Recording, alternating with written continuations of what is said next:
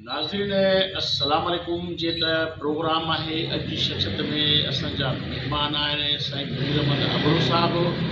ज़वार साईं मुनीर अहमद अबड़ो साहिबु जेको जो सिंध मुची मायूस टीवी में असांजो महिमान आहे। नाज़रीन असांजी हमेशह इहा कोशिशि रही आहे त अहिड़ी शख़्सियत खे असांजी आॾो आणिजे जेको समाज में किरदारु हुजे। साईं मुनीर अहमद अबड़ो साहिबु तमामु हिकिड़ा बहितरीनु लाइक़ु इंसान आहिनि। नाज़रीन ॾिसो पिया त दुनिया जी उहा अज़ीम हस्ती हज़रत इमाम हुसैन अलैहिस्सलाम करबला जा जेके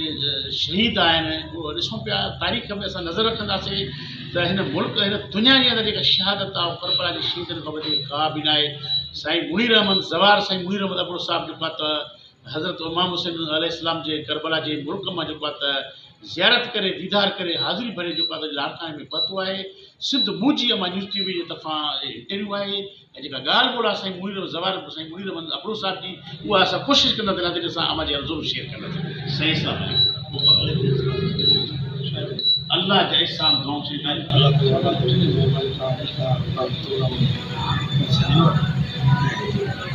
इन मुतलिक़ सफ़र करबला जे सफ़र इश्क़ जे उन जी मुतलिक़ तव्हां अॼु तासुरात जेके मूं ते ॾिठो सफ़र में या उते करबला जे शहर में तमामु ज़बरदस्त जेको कंदासीं सन 61 हिजरी में जेको वाक़ियो थियो वाक़ई करबला अज़ीम सामिर इमाम हुसैन उन खां पोइ इनकलाबी अंदाज़ में बदिल थियो दुनिया इमाम हुसैन अलैहिस्सलाम जी फ़िक्र अज़ीम खे वरी गौर उनखे ॿुधे थी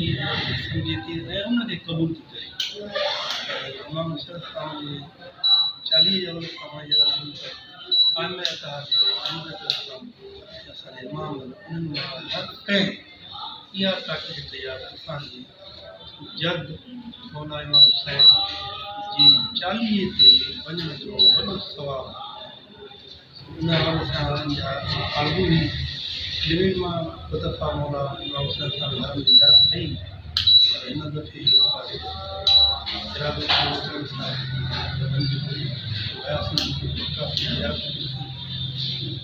मुल्क में हेॾा माण्हू हुया तमामु क्राउड जेको तमामु घणो बदकिस्मती आहे वरी असां वाट ते हिकिड़ो एजेंट जेको आहे करे मोटो जहाज़ जी टिकेट असांखे न मिली पैसा ॾिनासीं टिकेट खाई पोइ असां पाए रोड विया आख़िरी वारनि में चैनल ख़तमु थी वियो ॿिए ॾींहुं असांजी पोइ तरफ़ ते उहो ई साॻियो मजमू उहो ई मजलिसूं उहो ई मातम उहो ई नज़ारा उहे उन शरीफ़ थियासीं उन खां पोइ मौला जे ज़ियारत करे 4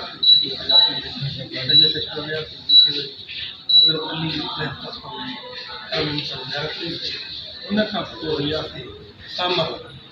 हिते असां 11 इमाम जी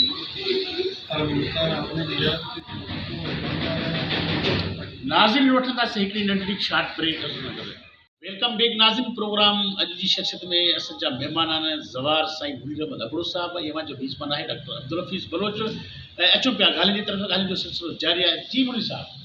साईं उन सामरा में जेका ज़ियारत हुई असांजे आइमा जी उहा करे पोइ आयासीं करबला सॉरी काज़ में जिते रसूल ख़ुदा जा 2 फ़र्ज़ंद आहिनि जनाब मूसा काज़िम ऐं इमाम जब्बार जंहिंखे जेको आम जो इमाम मोहम्मद हकीम सम्झो उन्हनि ॿिन्ही माना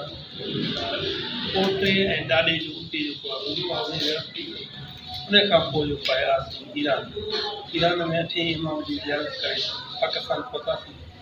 अलाह जे लुत्फ़ एहसान आहे इन सॼे सिलसिले खे अलाह साईं जेको असांखे ॾिसण जी ऐं उते वञण जी उते इबादतूं करण जी सादत नसीब कई ऐं असां अलाह जी बारगाह में दुआ घुरायूं हर उहो मुस्लमान जेको मुहम्मद मुस्तफ़ा सल्लल्लाहु अलैहि वसल्लम सां प्यार थो करे ऐं उन जे हुक्म मुताबिक़ उन जी आल ऐं फितरत सां प्यार करिणो आहे उन सां मोहबत करणी आहे उन जो क़दुरु करिणो आहे उन रसूल सां वफ़ा जी अहद निभाईंदी असां बि उन जी ॿचड़नि जी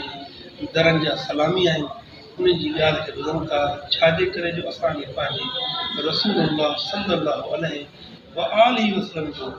असांखे इहो हुकुम आहे मुंहिंजी औलाद जो क़दुरु कयो उन सां प्यारु कयो उन हुकूमत असां इहे इन रोज़नि ते विया आहियूं इहे ज़ियारतूं कयोसीं उन्हनि जे रमूं शरीफ़ थिया आहियूं ख़ुदावंद ताला जी बारगाह में दुआ घुरूं असां जेके मुस्लमान आहियूं जेके मोहम्मद करीम सां सचा आहिनि उन्हनि खे ख़ुदा इन्हनि रोज़नि ते वञण जी सादत नसीब करे ख़ुदा असां सभिनी मुस्लमान खे उन्हनि जी तालीमात ते जेके रसूलुल्लाह ऐं उन्हनि जी औलाद तालीमूं यानी हक़ ऐं सचाई जूं सब्र जूं इस्तक़ामत जूं बहादुरीअ जूं ऐं नेकीअ जी इहा उन्हनि जो दर्स आहे उन ते अमल करण जी असांखे तौफ़ीक़ अता फ़रमाए ख़ुदा असांजे ॿिन्ही जहाननि खे रोशन करणु फ़रमाए हिन जहान खे बि बहितर करे हिन जहान खे बि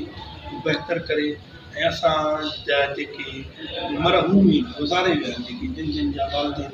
या हुसन मुजाबाद में गुज़ारनि उन्हनि खे या जिन जा वालदेन गुज़ारनि मर आहे ख़ुदा जे में दुआ आहे त सभिनी जे लाइ मफ़रत नाज़रीन प्रोग्राम अॼु जी शख़्सियत में असांजा महिमान हुया ज़वार साईं मुनीर अहमद अबड़ो साहिबु नाज़रीन तव्हांखे ॿुधाईंदो वञा त नज़रबाला में अबड़ा हाउस ते जेका त ज़वार साईं मुनीर अहमद अबड़ो साहिब सां असांजी ॻाल्हि ॿोल्हि थी आहे जेके ताज़ो हिन वक़्तु जेको आहे तो शहीद करबला शहीद इमाम हुसैन अलैहिस्सलाम जी जेको आहे त रोज़नि ते जेको आहे त शहीदनि जे रोज़नि ते जेको आहे त हाज़िरी भरे करे सलाम ॾेई करे जेको आहे त अॼु जेको आहे त लाड़काणे जी सिटी जे अंदरि जेको आहे त अबड़ा हाउस ते जेको आहे त असांजी ॻाल्हि ॿोल्हि थी आहे नाज़रीन ॾिसो पिया त काइनात जा मालिक काइनात जी जेका हस्ती आहे हज़रत मोहम्मद मुस्तफ़ा सल्लल्लाहु अलैहि वसल्लम जे